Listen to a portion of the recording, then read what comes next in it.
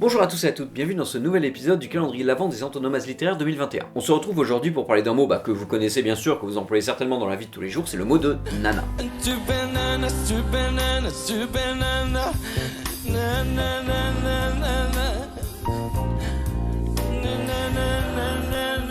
Bon, une nana c'est une jeune femme, une jeune fille, bon, il n'y a pas de problème, vous connaissez cette définition. Mais il y a un deuxième sens au mot nana qui est un petit peu différent et que moi je ne connaissais pas, puisque nana ça désigne aussi une prostituée d'une part, ou une maîtresse, une concubine qui est entretenue par un homme. Les deux sont liés, hein. En fait c'est une fille qui utilise de ses charmes pour gagner de l'argent. Voilà. La première occurrence de nana c'est en 1949, en tout cas celle que j'ai trouvée c'est en 1949, qui est utilisée ici pour désigner une prostituée. Le sens de jeune fille est un peu plus tardif. Mais d'où est-ce que ça vient, en fait, ce mot nana? Déjà, la plupart des dictionnaires étymologiques nous disent que nana, en fait, c'est le diminutif de Anne.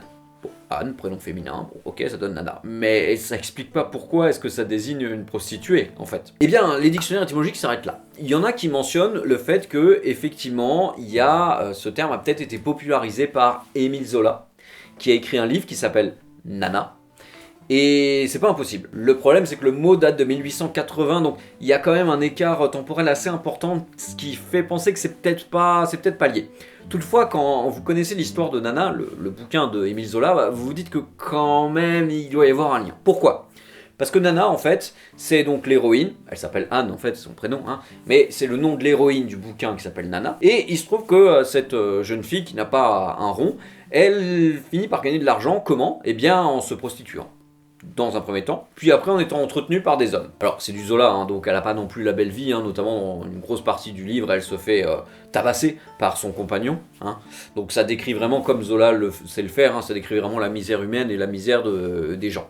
Mais ici il se trouve que Nana, elle va quand même progresser dans l'histoire. À la base elle est un peu sans le sou, et puis petit à petit elle va se mettre à avoir du succès auprès des hommes et à gravir les échelons comme ça jusqu'à devenir une femme entretenue par un certain nombre d'amants, avant la chute finale. Mais ça, je peux pas vous en dire plus, hein. Vous lirez le texte si ça vous fait plaisir. C'est un texte assez intéressant, hein. De toute manière, Zola, ça se laisse lire assez facilement, hein. Et donc, c'est quand même curieux qu'on ait ce personnage de Nana, là, de Émile Zola, qui est quand même, je veux dire, Émile Zola, c'était des best-sellers, hein. C'était quand même un immense écrivain qui était énormément lu, hein. Donc on a ce personnage de Nana, là, qui est quand même une prostituée, dans un premier temps, puis après, une femme qui se fait entretenir. Et vous avez ce terme de nana qui est justement pour prostituée et femme qui se fait entretenir. Je sais pas vous, mais moi je pense que quand même il y a un lien entre les deux. Le seul problème c'est la distance temporelle entre les deux occurrences. Mais bon, comme nana c'est de l'argot, entre le moment où le mot apparaît dans l'argot et le moment où on le retrouve en littérature, il peut se passer quand même plusieurs années, voire plusieurs dizaines d'années. Donc ça me surprendrait pas. Mais voilà, ça c'est mon hypothèse.